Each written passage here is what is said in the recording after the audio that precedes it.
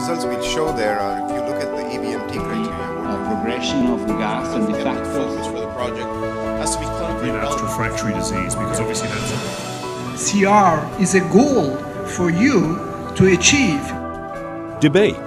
The question is does it matter how you get there? And that's, I think, what hasn't been answered. Collaboration. What could be the approach to the use of bisphosphonates right now? Consensus. There's a lot of discussion about target-based hypothesis versus global gene scans.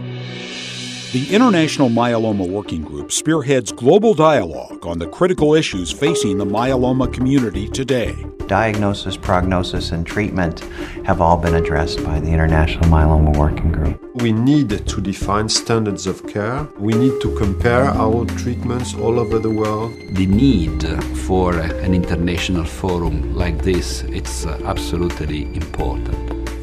More than 145 leading investigators from around the world, representing 29 countries, are members of the International Myeloma Working Group, or IMWG.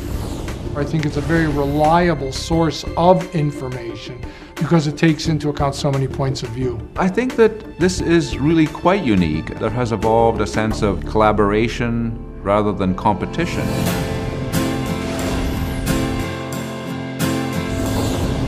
Under the leadership of Dr. Brian Dury, the International Myeloma Foundation established the IMWG. The goal was to develop guidelines and recommendations for the practice of myeloma. What were the best tests to diagnose myeloma? What were the best ways to evaluate response? And what were the recommendations for different aspects of treatment?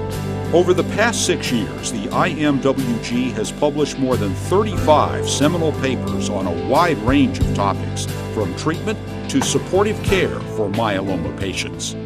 The working group is important in developing guidelines that physicians taking care of patients with multiple myeloma can follow. They've issued consensus guidelines on bone disease, anemia, the management of kidney failure, initial therapy in multiple myeloma.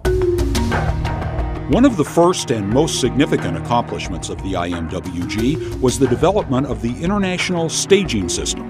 The group analyzed 15,000 patients in every continent to determine what are the relevant features that predict long-term outcome and survival in patients. The development of the ISS staging system was a key project in the area of translational research. The IMWG's work on the International Staging System led to another important area of research in prognostic factors: chromosome markers used to stratify patients into high, intermediate, and low risk.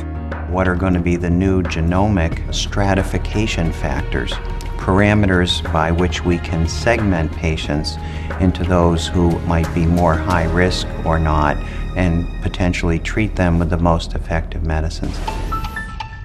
With the rapid expansion of novel therapies, the IMWG has played a crucial role in creating and coordinating treatment guidelines. This has become very complicated to know what patients should get what treatment, in what sequence, when they should be treated and when they should not be treated. And you can think of 1,000 permutations and combinations of that. That's why the International Myeloma Working Group is absolutely central to making those new treatments optimized. And another key initiative of the working group is the Global Clinical Trials Forum. Ultimately, trials that are conducted around the world need to be comparable. If we are to learn, we need to be able to compare the results of a drug tested in one trial versus the results within another trial. Through the electronic exchange of information, global summits, and annual workshops, the working group is committed to the International Myeloma Foundation's core mission: improving the lives of myeloma patients. The International Myeloma Working Group clearly does a great deal for research and for publications, but the core of it is still about where it came from, that very beginning of the IMF, which is about patients. We need to make it count, that is, the science count for patients. And that means everything to myeloma patients like Michael Katz, diagnosed more than 20 years ago. Advances in research have made a profound difference in his life. As a myeloma survivor, I'm extremely grateful to the members of the International Myeloma Working Group. If we have effective treatments, then we can hopefully manage this disease as a chronic disease and live long and productive lives.